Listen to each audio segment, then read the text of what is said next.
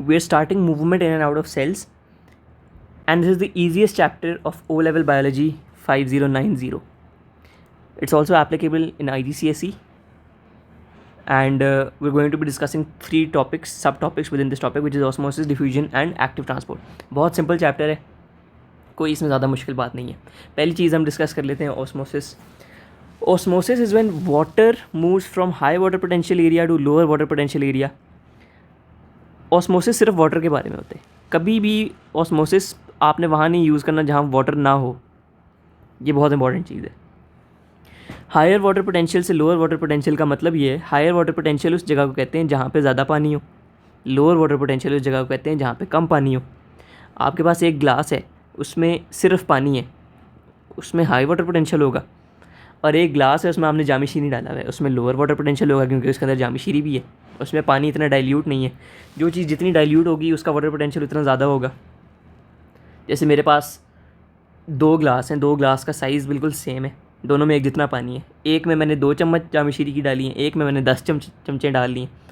तो अब जिसमें 2 हैं उसमें वाटर पोटेंशियल हाई होगा क्योंकि वो ज़्यादा डाइल्यूट है अगर हम 10 चमचों वालों से कंपेयर करें. तो ये है हाई वाटर पोटेंशियल और lower water potential. When water moves from an area of higher water potential to lower water potential and it happens down a concentration gradient.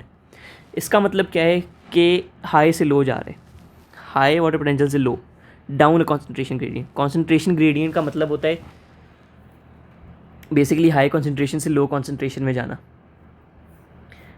और ये मेंशन करना बहुत ज़रूरी है कि it happens through a partially permeable membrane. This is very important. Star it as much as you want. This is very important. The definition is incomplete without it. Osmosis की definition आप कहेंगे when water moves from an area of higher water potential to an area of lower water potential down a concentration gradient through a partially permeable membrane. So this was osmosis, which is very simple. आगे हम diffusion पे चलते हैं. Diffusion is also a very simple process.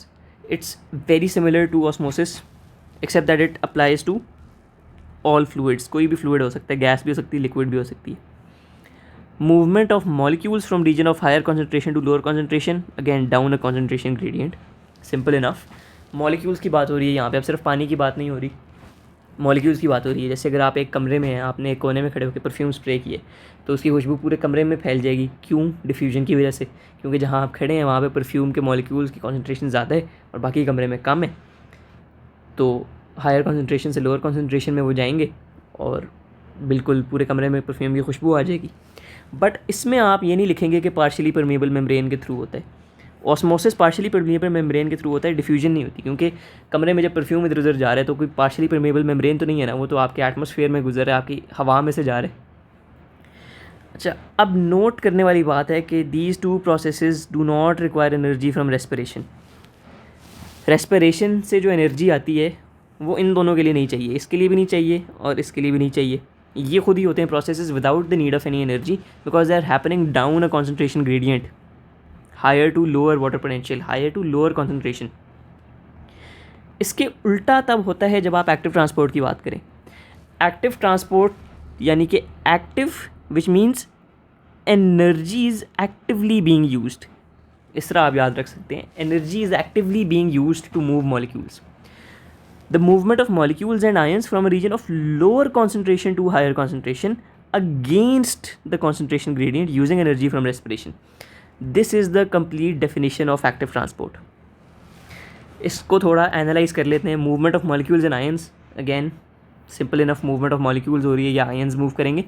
But इसमें अलग बात है कि they are moving from a region of lower concentration to a region of higher concentration. Osmosis and diffusion में हमने पढ़ा कि हायर से लोअर जा रहे थे जिसके लिए कोई एनर्जी नहीं चाह रही थी. जहाँ पे आपके पास हाई कॉन्सेंट्रेशन है वहाँ से वो लोअर कॉन्सेंट्रेशन में चले जाएंगे. लेकिन इधर आपने लोअर कॉन्सेंट्रेशन वाले एरिया से उनको दोबारा हायर कॉन्सेंट्रेशन वाले एरिया में लेके आने. इसकी एग्जांपल रूट हेयर सेल्स हैं. जो प्लांट्स की रूट्स हैं उनके अंदर ज़्यादा मिनरल आयंस होते हैं लेकिन सॉइल के अंदर कम होते हैं. But they still need those mineral ions जो सॉइल के अंदर होते हैं. अब वो एनर्जी यूज़ करके सॉइल के अंदर वाले आयंस को भी अपटेक करते हैं और प्लांट उसको यूज़ करते हैं. अब अगेंस्ट द कॉन्सेंट्रेशन ग्रेडियंट आप जा रहे हो तो आपको एनर्जी चाहिए. Energy is definitely needed for this. और वो एनर्जी कहाँ से आएगी? रेस्पिरेशन से आएगी, एरोबिक रेस्पिरेशन से आएगी, एनारोबिक रेस्पिरेशन से आएगी.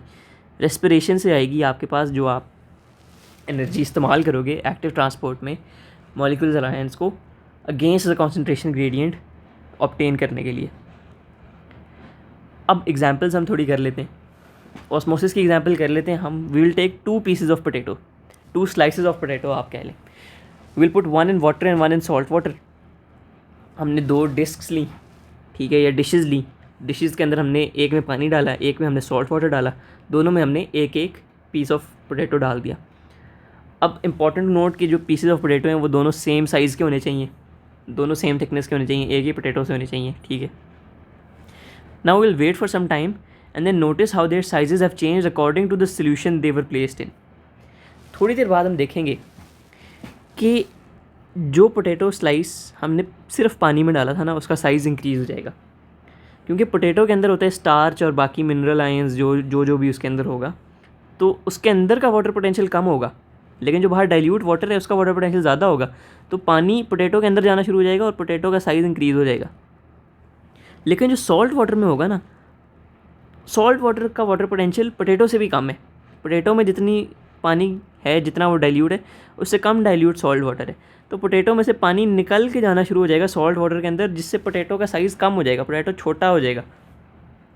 तो ये हम ऑस्मोसिस को इन्वेस्टिगेट कर सकते हैं। The potato placed in water will become larger plus swelled because water moves in by osmosis, क्योंकि पानी ज़्यादा डाइल्यूट होगा और पोटैटो इतना कॉन्सेंट्रेटेड होगा अंदर से, क्योंकि उसके अंदर स्टार्च भी होगा, बाकी चीज़ें भी होंगी, तो पानी अंदर चला जाएगा और पोटैटो का साइज़ ज़्यादा हो जाएगा।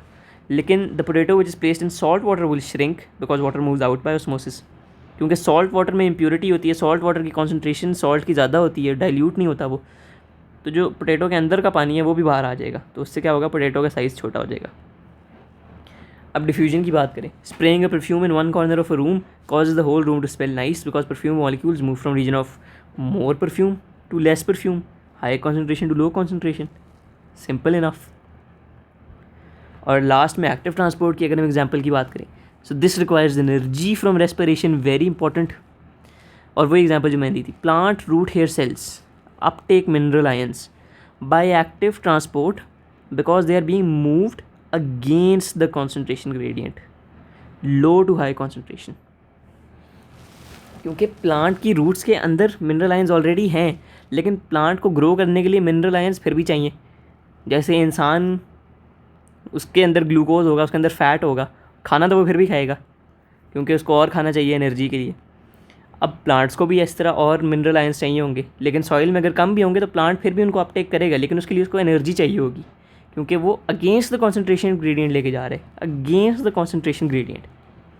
जब भी कोई चीज़ against the concentration gradient move हो रही है तो उसमें एनर्जी लाजमी यूज़ होगी, और वो एनर्जी प्लांट के पास रेस्पिरेशन से आती है। So these were the 3 things, osmosis, diffusion and active transport. बाकी यही बेसिक्स हैं इनकी, and that's about it for this chapter. This was I think the easiest chapter in O level biology.